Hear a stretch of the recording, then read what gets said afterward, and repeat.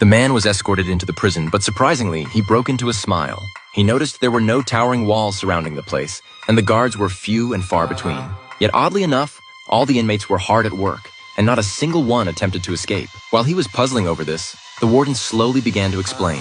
This prison never relied on violence to maintain order, but rather on the collar around each prisoner's neck. If you thought it was just for show, you'd be dead wrong. Every inmate was fitted with a collar and randomly paired with another prisoner through the system. The moment the distance between the two exceeded 10 meters, the collars would immediately detonate. To prove his point, the warden demonstrated with 2 dummies. One was secured to a vehicle that gradually drove away while the other remained stationary.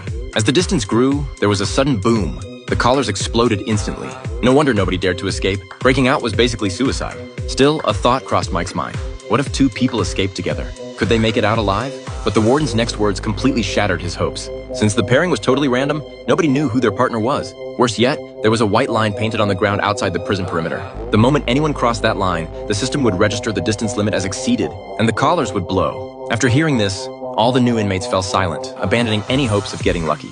The staff then proceeded to collar them one by one, activating the devices with infrared scanners. From that moment on, every prisoner understood. Staying put was the only way to stay alive, and any escape attempt was a one-way ticket to death. Yet on his very first day, the warden summoned Mike privately, offering to remove his collar. Mike was stunned. Where was this coming from? Sure enough, the warden revealed his conditions. Turns out, Mike used to be an electrical engineer. A few days earlier, he, his girlfriend, and his buddy John had broken into a bank and stolen $50 million worth of diamonds. After the heist, they changed into police uniforms, planning to blend in and slip out unnoticed. But the real cops showed up just in time, blocking their escape route. The 3 thought their disguises would fool everyone, but they slipped up, triggering an intense shootout.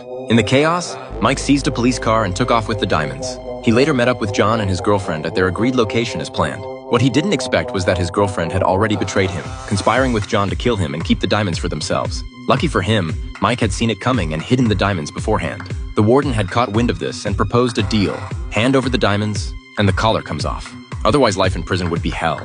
But even facing these threats, Mike wouldn't budge. He knew full well that even if he gave up the diamonds, the warden wouldn't let him go.